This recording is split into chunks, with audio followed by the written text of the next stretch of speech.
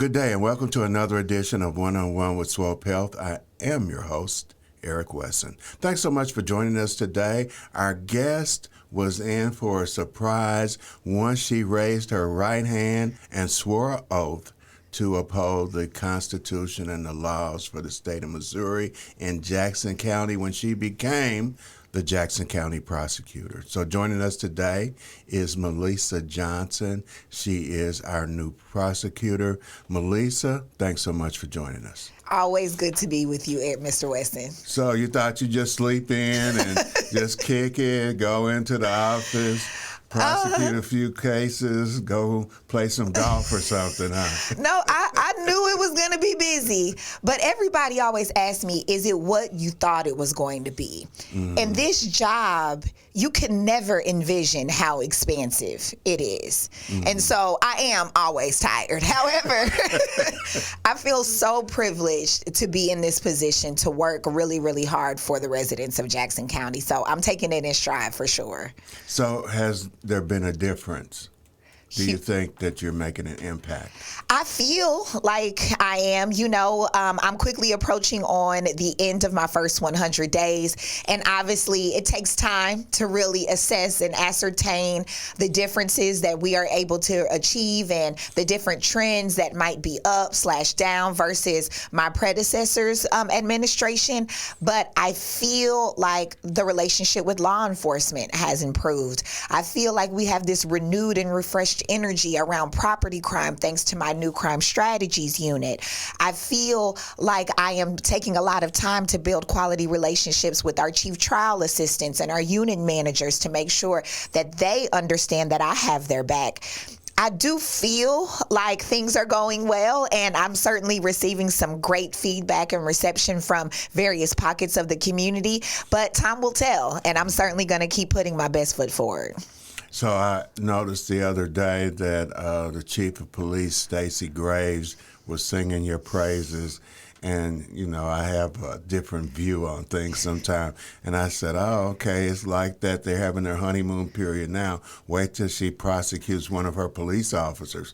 Let's see if that same energy remains. So you got a good relationship with her. But what about the rest of law enforcement? How's your relationship with them? It's going well. I've even been spending a decent amount of time out east with the Eastern Jackson County Drug Task Force, attending their monthly meetings, creating relationships with all of those chiefs of police. And, when you're talking about the rank and file of KCPD, yes, I have a great relationship with Chief Graves, but that good relationship is rooted in honesty and truth. It is no secret that during my 14th month journey on the campaign trail, I was not shy nor bashful about my willingness to prosecute any law enforcement officer that exerts excessive force on any of our residents in Jackson County. I'm not afraid to do that. And so this great relationship, her singing my praises, is against the backdrop of that very clear and honest understanding. When you're talking about the deputy chiefs of the Kansas City Police Department, that's probably who I work with more, and my office works with more than the chief of police. Obviously, every single decision goes through her, and every single thing goes across her desk. But I've been really spending a lot of time building those relationships with the deputy chiefs and the rank and file officers as well. And so I am trying to cover all of my bases for sure. It is a honeymoon phase, but I am optimistic and hopeful that even when things are not going perfectly, and I'll be honest, they have not gone perfectly even in these last 3 months, we are able to address things head on, get through them, and mend fences and build quality cases. And that's what the North Star is every single day. And so your first police-oriented case was independence, and you opted not to file charges because of the threat to the officer's life. So what kind of feedback are you getting from the community on that? Or are you getting any feedback from it? Anytime our community sustains such a tragic loss as... Especially the baby. Exactly. That baby didn't do nothing. Exactly. The baby, her mother, who was suffering from some pretty well-documented mental health issues. Anytime we see that level of tragedy, there is going to be a healthy pocket of people that are upset. Mm-hmm. And that no matter what happens, they will remain upset. And it's not my job to try to silence or quiet that demographic of our community. It's my job as prosecutor, as an elected official, as the leader of that office, is to show sympathy, to show understanding. But at the end of the day, the law has to guide our decisions. And when you look at the law, there was not a path to charging that officer because he was met with lethal force in those very, very quick seconds and quick moments before the unfortunate shooting happened. And so I will never try to turn my back or silence anybody that is unhappy with a charging decision as it pertains to a police officer, especially when an infant died. Right? We kind of have to stomach that and kind of eat that, as some of my friends would say. But I have also heard a very healthy swath of people understand the tragedy, but also understand the law. And that's why we issued that 16-page letter. That's way more than a lot of people would have done under those circumstances. But transparency is extremely important to me. And with that level of loss, I wanted to take every valiant effort to make sure that the community at least understood how we got to that decision. Mm-hmm. We didn't get to that decision quick. That shooting happened in November of last year. I've been thinking about it every single day since I took office. And it took us almost 2.5 months to come to a final decision. That is because these type of cases are not easy, and we leave no stone unturned. We met with the civil rights community. We met with the family. We met with media on background to walk them through this very complicated and convoluted area of law. We put a lot of effort forward to make sure that people could at least see how we got to that decision, even if they didn't understand it. So the reception and the feedback is mixed, which is not surprising, but I do feel like the right decision was made. Okay. So talk us through your first few days in office. We had an uptick in homicides, and I was looking at them, and I was like, Lord, Melesa got her hands full with this one. But it seems like the homicides have, even though we're still having them, they seem to have stabilized. So does that kind of give you an exhale moment during that period? It definitely does. You know, before I even got sworn in on January 3rd, I believe there had already been 5 or 6 homicides by the moment I even put my hand on the Bible, right? So I was inheriting a lot. And you're right, homicides, knock on wood, have kind of started to slow down a bit. Any loss of life in our community is too much, but we do need a number that is manageable, that we can tackle, and that we can work these cases in an efficient and expedient way. Something that my administration has been doing that I think you would appreciate, and is credit to my new director of communications, and that is, her name is Melesa Johnson, is really ramping up how we communicate about the work that we do in our office. Since we got sworn in, we've been filing cases pretty quickly and efficiently, even property crimes cases, and we'll get to the crime strategies unit here in a second. But it's not just the work that you do, it's how you talk about the work that you do. Because how do we deter future crime if the criminal element doesn't know the energy that the new prosecutorial administration is coming with, right? And so every single guilty verdict, every single guilty plea, every single strong sentence that we've received, every single time we've charged and prosecuted a Save KC client, our focused deterrence strategy, we are not only sending that to traditional newsrooms, we're sending that to popular social media pages as well. Listen, the harsh reality is somebody that's toting a firearm around every day and hijacking cars is probably not watching the nightly news nor reading the Kansas City Star. This is just a pill that we need to swallow. But they are following the KC Discover Instagram page that has over 80,000 followers. They are following KC Real TV. So how do we leverage those channels as well, in addition to making sure that the grandmoms know about the new prosecutorial energy? The next page, making sure that we're getting our messages out there as well, and there will be dropping a column in your paper soon.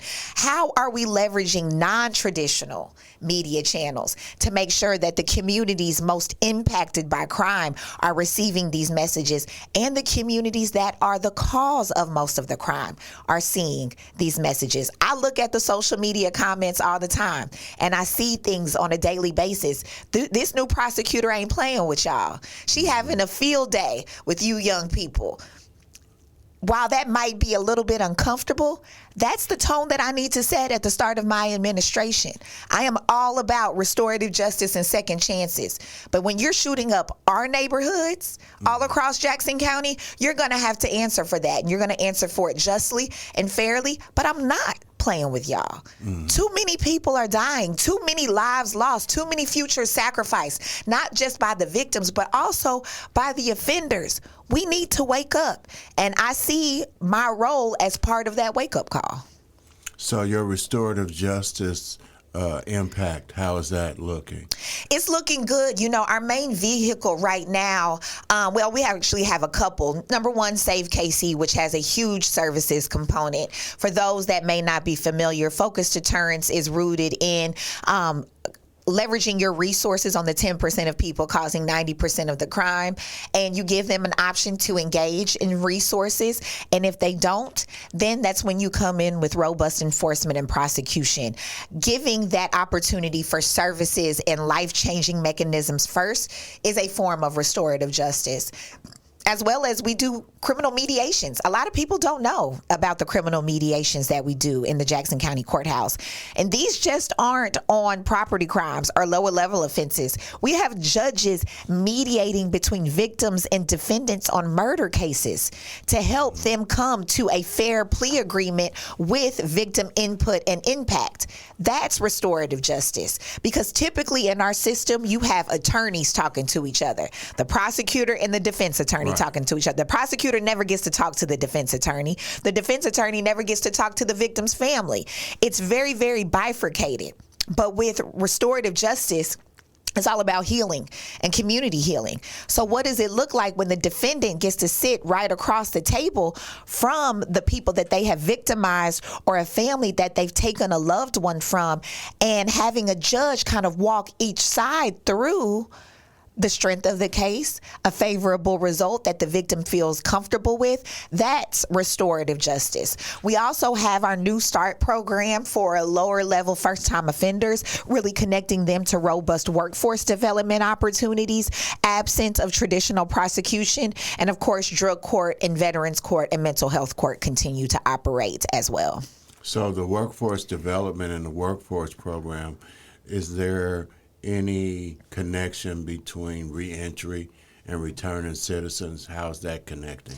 That's probably our biggest area of opportunity, Mr. Wesson. We are not hitting the reentry piece as hard and as efficient as we could be.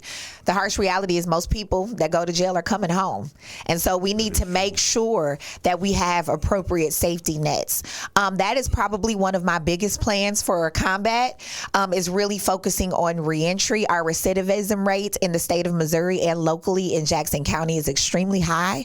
And we need to make sure that we are doing right by our returning citizens. It's no surprise that we're not doing well when we're one of the last states to ban the box on employment applications. We have an affordable housing crisis. And so all of these things are 10 times more difficult for our reentering citizens because they don't have credit history to be able to rent a place. They don't have work history because they've been incarcerated. And so once, we can get our budget solidified and we can get combat off the ground, we have some big plans in the reentry space for those fundings. Yeah, the city of Kansas City just passed their budget, and I've gone through it. Not one nickel for reentry, not one nickel. And then we're running around with our mouths hanging open once these guys or girls or women or men get out, and then they start acting a fool because there's nothing for them to do.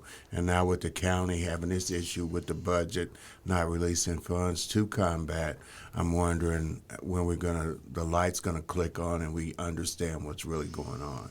And so that is very, very important, especially workforce development, because a lot of guys getting out don't have education, they don't have job skills. So what do? Return back to what they know and they're comfortable with. So that's something that we really, really, really have to look at as a community. Absolutely. That's my commentary moment. Okay, so now on to lighter things.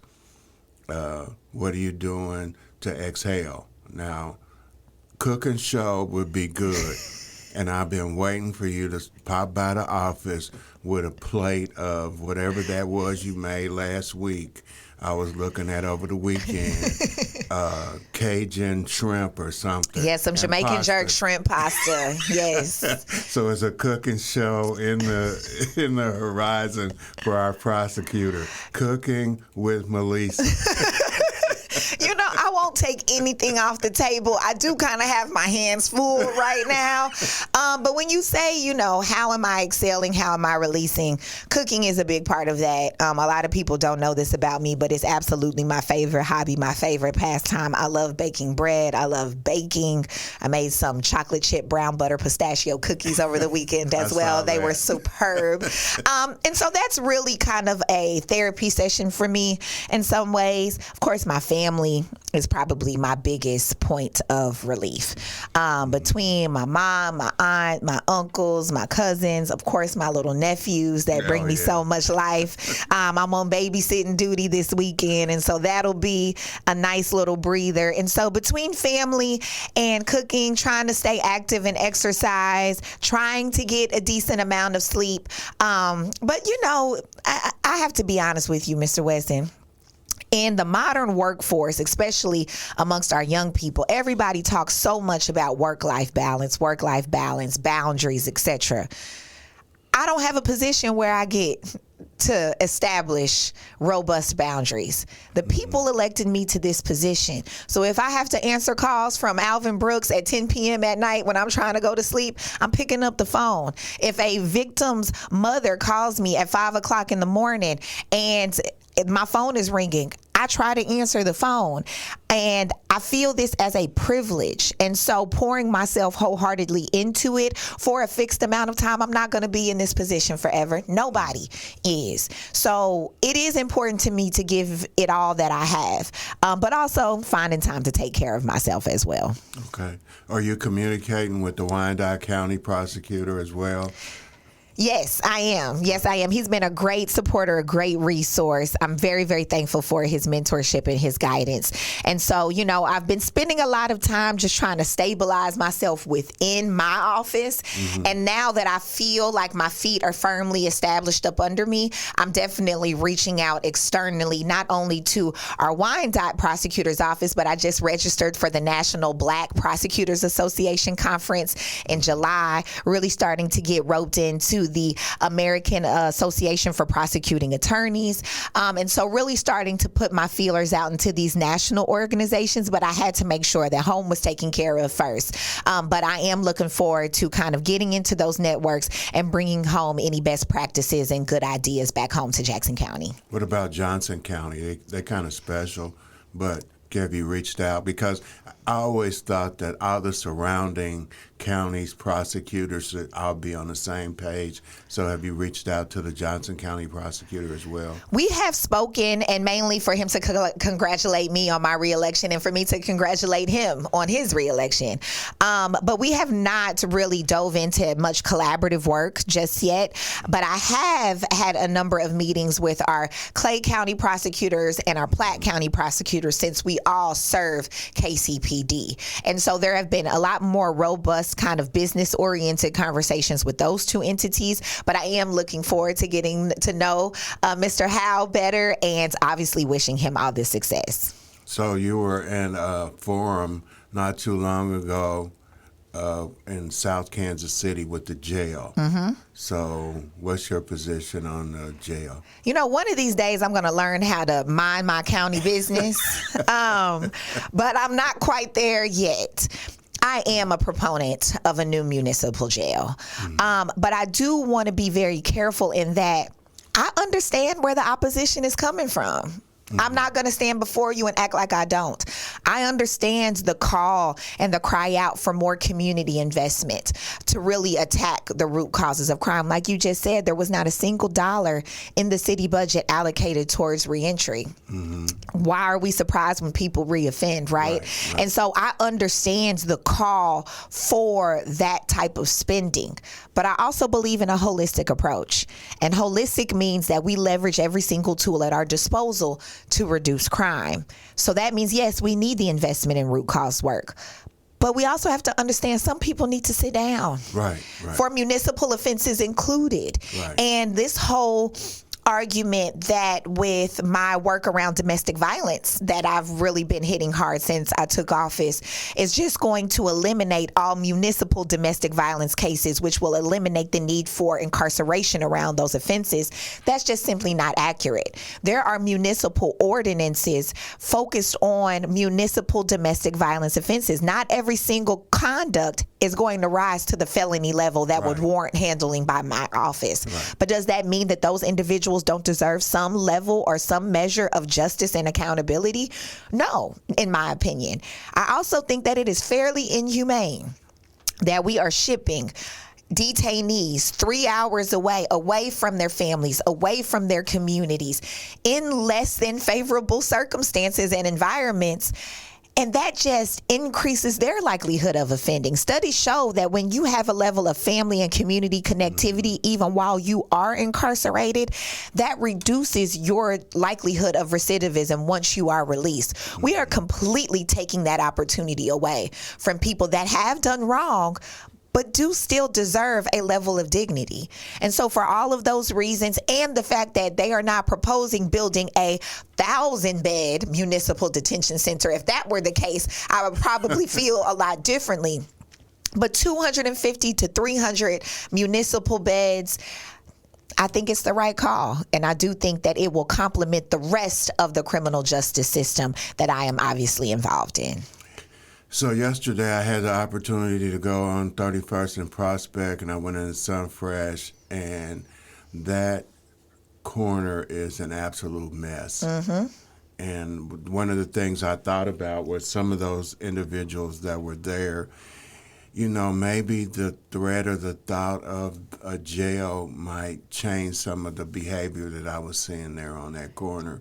So how involved are you? And I know the prosecutor's office is very involved. I think in the last meeting, I heard there were like 1,400 or 1,600 incidents around that area in that area. So how involved is the prosecutor's office with 31st and Prospect? Very involved, very involved. And this was before I even came into the fold. My predecessor, Gene Peters Baker, allocated a number of staff members, staff attorneys, to participate in the Urban Summit's 31st and Prospect Task Force. I mean, even before I took office as Director of Public Safety, if you remember that big convening around the Sunfresh where the mayor was there, etc., I played a big role in setting that up. And that was the impetus for a lot of the ongoing action that is still happening to this day. And even, you know, the job aside, that's my Sunfresh. That's my beauty supply store, beauty icon. That is, I spend a lot of time and I spend a lot of money in that corridor as well. So we're very invested. We even just launched at this last Urban Summit meeting where they were discussing this. Data is really important to me and my administration. We just launched a dashboard focused on that corridor so that the community stakeholders there can see how many incidents have happened, how many cases have been referred to the prosecutor's office, because I can't prosecute what we don't receive. And of those cases that we receive, we have a very high charge rate. We are very invested in the Prospect corridor and doing everything that we can in our power to make sure that we do not lose that vital community asset. And it looks like it might be gone if something drastic isn't done within the next few weeks. And, you know, one of the things that I thought, and this is just a sidebar issue commentary, is the fence. And I remember when we walked through there with the mayor looked at it and he said, hey, you know, consider that fence repaired. That was in August. In March, that fence is still not repaired, and it's still a traffic route in and out through those holes. And I can't think of any other part of the city where that would happen. This is a city-owned property now. Mm-hmm. This is a city-owned property.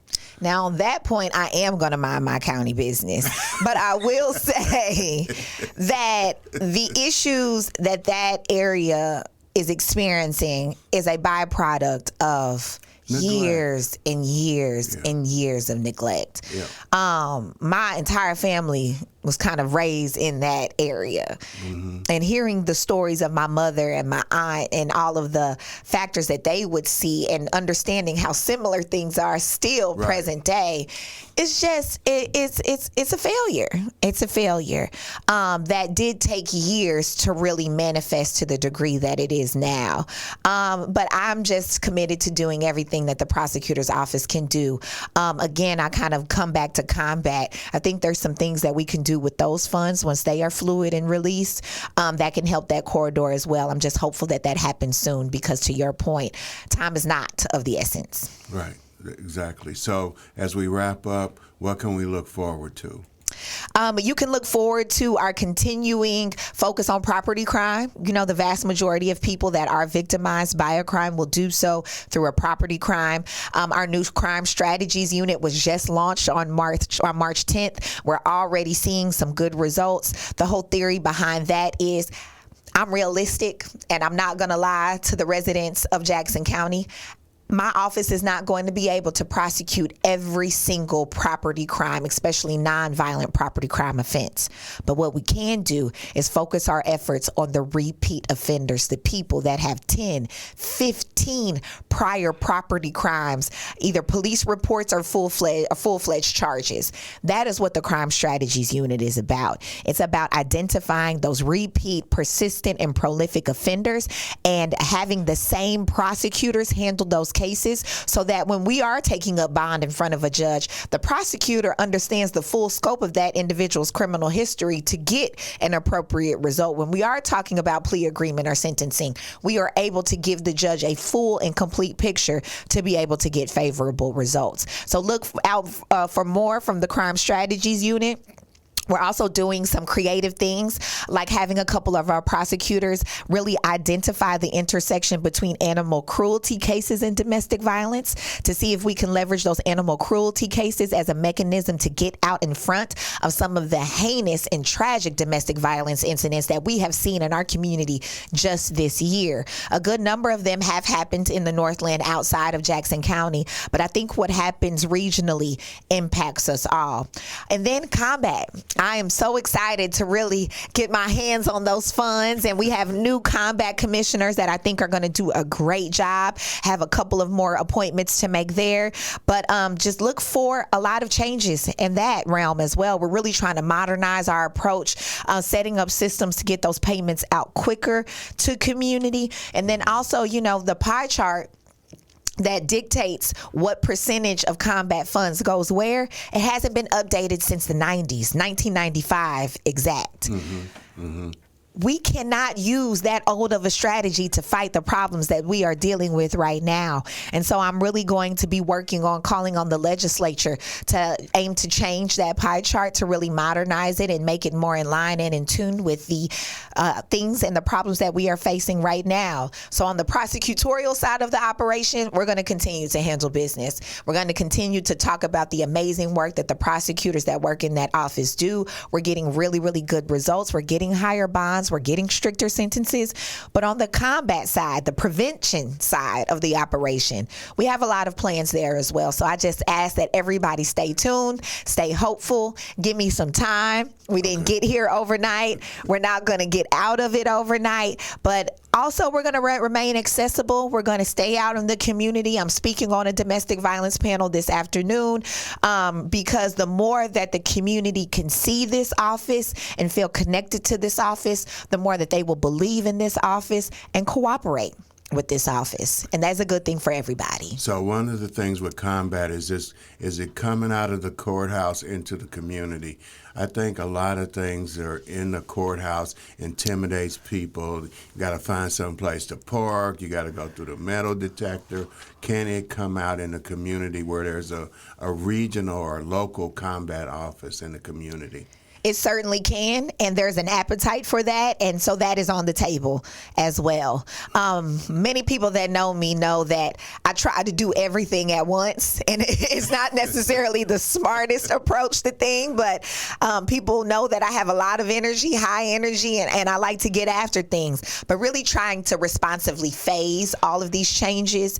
It's not lost on me that I'm a 35-year-old young person coming in to lead people that are twice my age, right? Mm-hmm. And so understanding that I need to be methodical and calculating with rolling out these various changes, because I do have a lot of ideas. And so making sure that we're just scaling appropriately. The community combat office is something that I've been in conversations with people with. We've already been looking at different spaces that could work. And so that's absolutely on the table. But I think we need to really modernize our payment system first. Absolutely. And then we'll get to the office, the annex office in the community. All right.